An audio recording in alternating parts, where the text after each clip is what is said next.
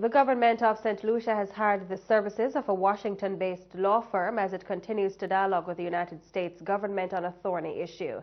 The Barack Obama administration has been less than impressed with the government's delay in prosecuting police officers who have been accused of extrajudicial killings in the island. Prime Minister Dr. Kenny Anthony addressed the issue in his first broadcast to the nation for 2016 on Monday night. St. Lucia has been accused of dragging its feet on a critical case of human rights violation. It's alleged that members of the Royal St. Lucia Police Force carried out questionable killings of civilians during 2010 to 2011. The killings took place under the former Stephenson King administration.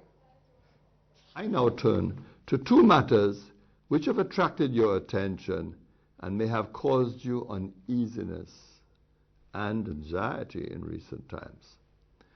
The first is the impacts report and the insistence of the United States that those who were accused of the extrajudicial killings of 12 persons between 2010 and 2011, when the United Workers' Party was in office, be brought to justice. I assure you that we will continue to work closely with the United States to bring closure to this matter. However, to assist us, the government has engaged the services of a firm of lawyers operating in Washington to represent us in discussions with officials of the State Department. Meanwhile, Dr. Anthony also mentioned another diplomatic matter involving St. Lucia. He explained his administration's resolute stance in its decision to refuse a request by the Foreign and Commonwealth Office, the FCO, to waive the diplomatic immunity of Dr. Walid Jufali. Dr. Jufali, who is St. Lucia's representative at the International Maritime Organization, is reportedly embroiled in a civil case with his ex-wife in the UK courts. In defending his government's decision, the St. Lucian leader concedes that the decision wasn't easy. However, he argues that there were 5 overriding principles that guided the government's decision. The second matter concerns the decision of this government to refuse the request by the Foreign and Commonwealth Office, the FCO, to waive the diplomatic immunity of Dr. Walid Jufali, our representative at the International Maritime Organization, in the application of his ex-wife to seek further and additional relief. Again, I know that this decision has caused concern in some quarters given our close historical ties with the United Kingdom. I'm confident, too, that the motives of those who sought to compromise, tarnish, and impugn the reputation of this government and our country will be exposed wherever they may be. Suffice it to say that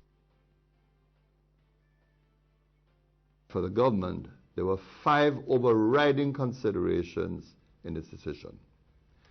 Firstly, the request of the Foreign and Commonwealth Office was unprecedented in that it was made on behalf of a private citizen.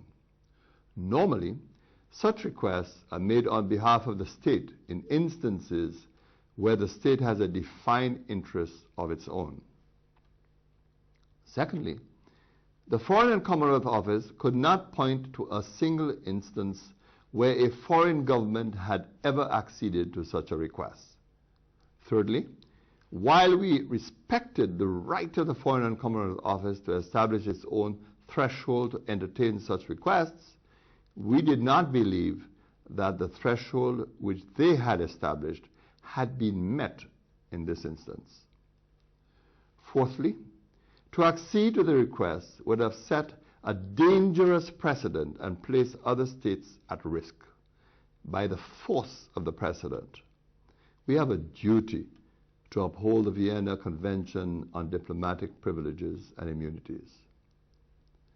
Fifthly, we have a responsibility to protect our diplomats except where they commit criminal offenses or acts which are outrageous and unprecedented in nature and character. In this matter, the government of St. Lucia has been guided by our commitment to uphold the principles of international law and respect for due process. It was not an easy decision to make given the pressures involved, but we must always seek to do what we believe to be right, even if we are alone.